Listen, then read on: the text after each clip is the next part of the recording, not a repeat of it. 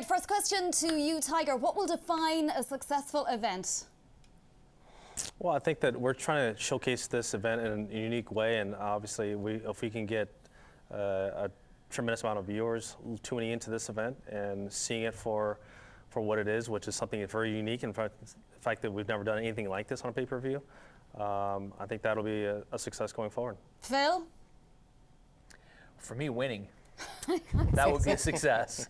That is an opportunity for me to take up these decades of frustration that I've had of this guy beating me for so long, and focus it in on the opportunity to take $9 million from his hands. That would be a success for me.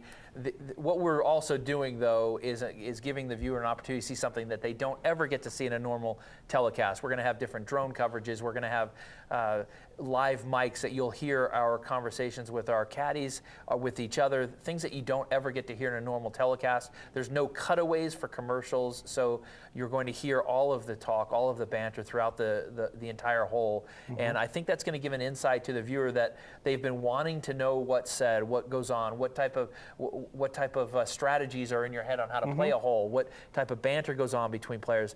And this is an opportunity with only two guys to have that insight for the viewers at home. Exactly. Now, obviously you've gone head-to-head, 18 times? Tiger's won 10 of those times, so it's almost equal. Is the pressure component this time different, given the type of match that it is? Yeah, I think it's different. I mean, but still, we are going at each other head-to-head. Whether it's in a regular tour event, whether it's a World Golf Championship or Major Championship, or it's this event, we do not like losing to one another.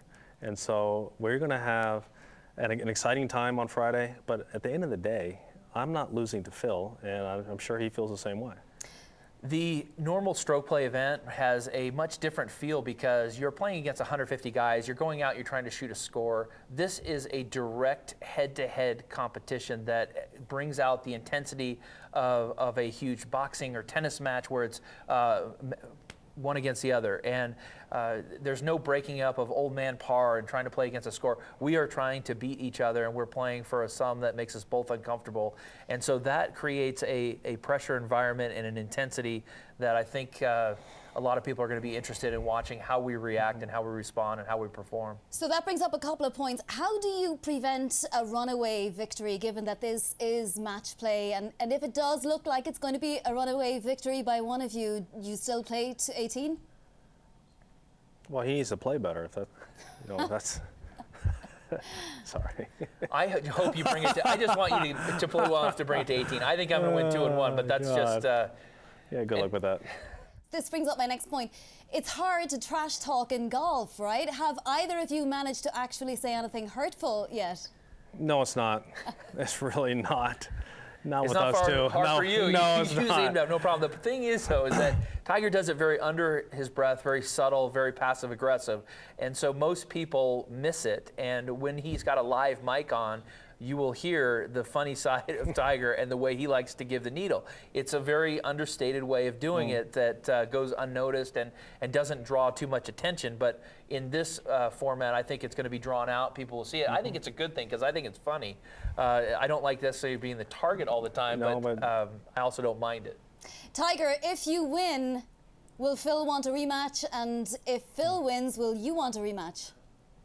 Well, he's not.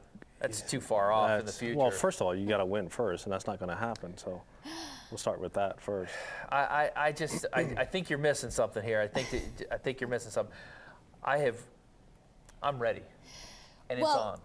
And I don't see it going the way it's gone for 20 plus years. Yeah, but our head-to-head record is pretty close when we play together. You haven't been there as much. Are you worried about the hot mic issue at all on the golf course? Is there any danger that something might come out that you might be a little bit embarrassed about afterwards? I'm not. I feel you might. Should be. I mean, the whole idea is for us to enjoy it and give the viewer a different look at it and be a part of what it's like to actually be out there in a setting like that. There are moments when, we'll have the conversation with caddies that are a little bit heated and a little bit more in depth, and I think that's different. It's unique, and may not get to that point between our in our match here in this one, but just to be able to talk through things and the strategy that goes on after he hit a tee shot or even before he hit a tee shot. What am I going to do? Setting myself up for this angle, this wind. Hey, I've asked Joey, hey, what time is that wind supposed to start changing? Is it around 3 o'clock, 4 o'clock? Is it coming out of the southeast and then shifting to the east? These are things that, we ebb and flow and start talking about, throughout a round. And I think the viewer will find that very fascinating. Phil, the people at Turner said they had some suggestions that you both rejected. Would you give us maybe an idea of the type of things that you rejected here? I don't know specifically ideas that we've rejected. I know that we're going to have on-course challenges that it's going to be different and unique. It'll have kind of a fun banter. And again, those are dollars directly out of our pockets that will be going to charities separate from the $9 million purse. And I think being mic'd, having those on-course challenges, also giving the viewer an opportunity to see a screen with live odds and their ability to bet on each shot gives them a glimpse into what the future of watching sports will be. So I think that there's a lot of things that will be new, different, and unique in this telecast. I don't think that we've turned down anything or not agreed to something that would benefit the viewer at all. If this is a potential more regular addition to, say, something like the PGA Tour, who would you guys pay $19.99 to watch? Phil?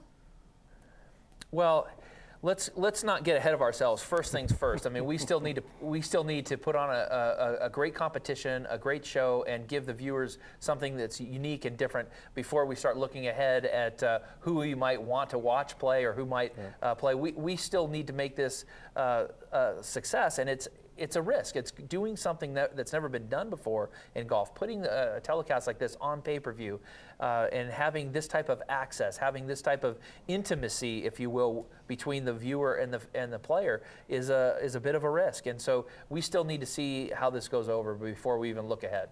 Well, you've already put on some side bets. One that we know of, Phil, you laid down and Tiger saw you and doubled, and that's a $200,000 bet that Phil will birdie the first. Right. I'm curious as to your thoughts on gambling in golf. It has been frowned upon unless it's for charity. Should it be welcomed more? Well, I think it's an integral part of the game. Gambling has always been a part of our game, whether we like it or not.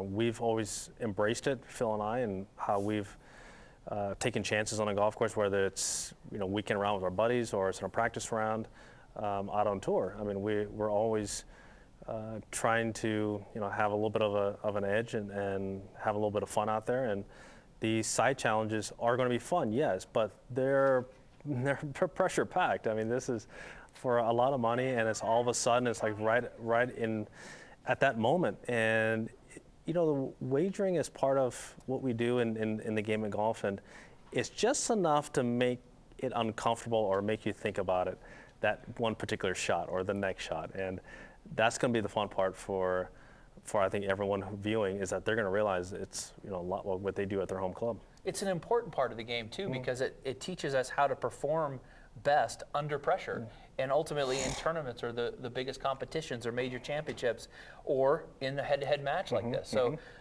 those type of elements really bring out the best in you and train you to play your best under the most pressure. You guys have been doing a pretty good job at trash talking each other. I'm wondering what you've heard from some of the other guys on the tour about this whole event, the match, and whether they've been trash talking. Yeah, I've had a lot of texts from guys out on tour wanting odds on whether or not I actually will beat Phil. So I've got a lot of side bets going into this match already, and it's going to be a lot of fun.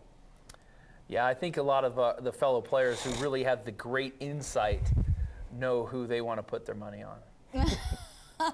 You sound pretty confident there, Phil. Tiger, you're just 2 wins away from Sam Snead's record. When does it happen that you pass that record? Well, first of all, I need to get there first. I've gotten to 80, and that's a significant number.